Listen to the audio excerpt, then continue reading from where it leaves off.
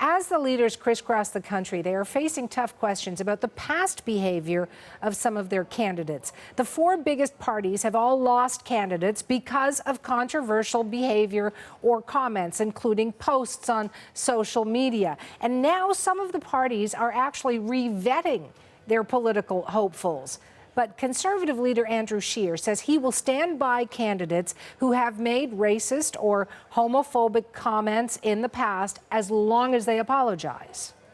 Look, as long as someone takes responsibility for what they said and addresses the fact that in 2019 some things that may have been said in the past are inappropriate today, that if anything that they've ever said in the past caused any type of hurt or disrespect to one community or another, and have apologized for that, I accept that. Scheer's comments were made after the Conservatives ousted a candidate over discriminatory social media posts.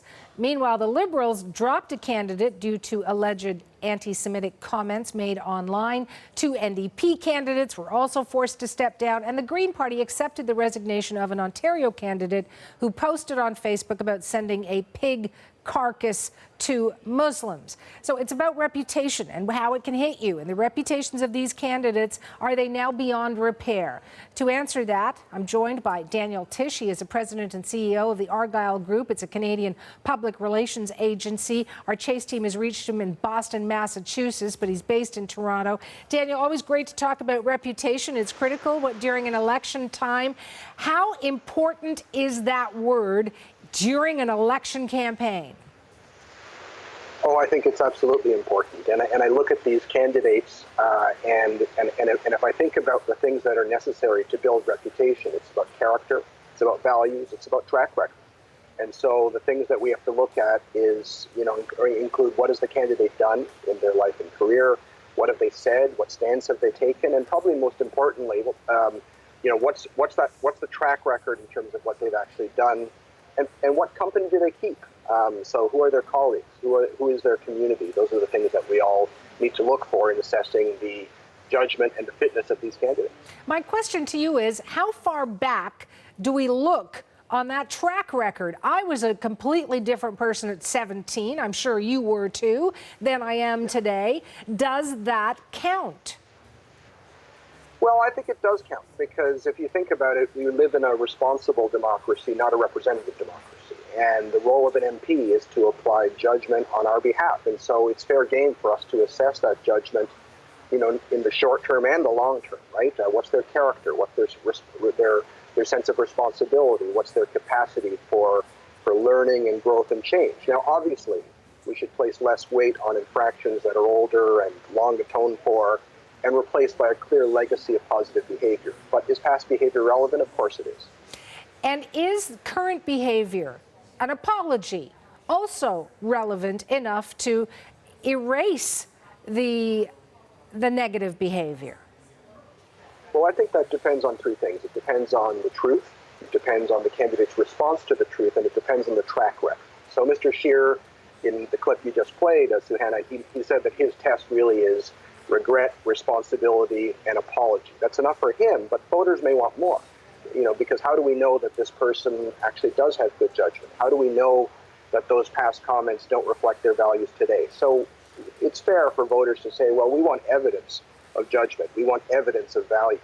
And if we think about response to these allegations, one of the candidates the Conservatives lost in Winnipeg, it was because he had sought, according to the party, to hide the comments. And so I think proactive disclosure is always better and improves the chance of the candidate surviving the challenge. But then, do they seem responsible? Are they humble? Mm-hmm. Is their apology unconditional, as opposed to one of those, I'm sorry if I offended anybody? And finally, what actions have they taken or are prepared to take to change?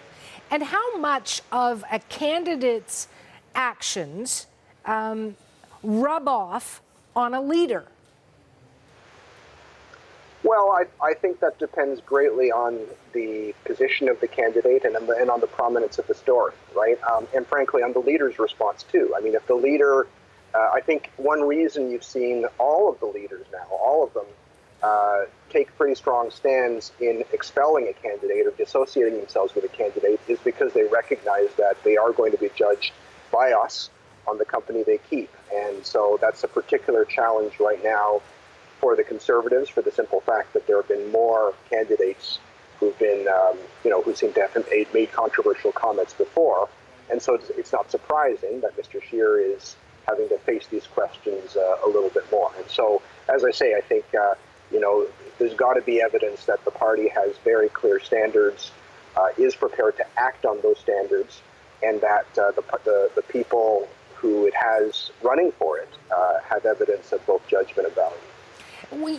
It's hard to talk in big picture generic terms without getting to nitty gritty on specific cases, but I thought that would bog us down into one party or the other. So I wanted this kind of. There are too many, and what does that say, right, Daniel? But let me ask you just one final question. When we find behavior that one doesn't approve of in the background of a candidate or whatever it may be, a wannabe candidate. Does it really matter to voters when they walk into that ballot box? I'm wondering what kind of impression does that candidate's behavior leave with a voter when the rubber hits the road?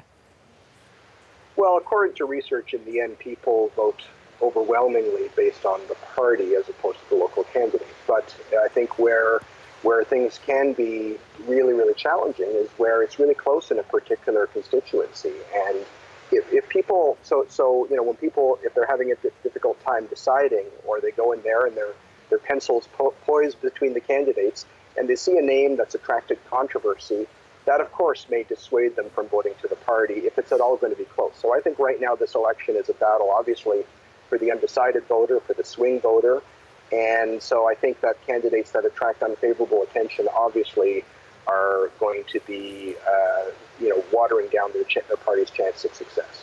In our discussions as a group of journalists, we thought about that expression of, don't throw rocks if you live in a glass house kind of thing. And is it harder to forgive than... And yet they all do it. And yet they all do it. Yeah, so I think it's a discussion that we could have for an hour about reputation and how important it is in an election time, and really how much we all have in our own background that should we sit in judgment of anyone. It's really a fascinating discussion for me, and I'm sure it is for you, but I want to thank you for letting me get inside your brain for a bit. My pleasure. Great to chat with you. Daniel Tisch, he is the president and CEO of the Argyle Group, and we actually reached him in Boston.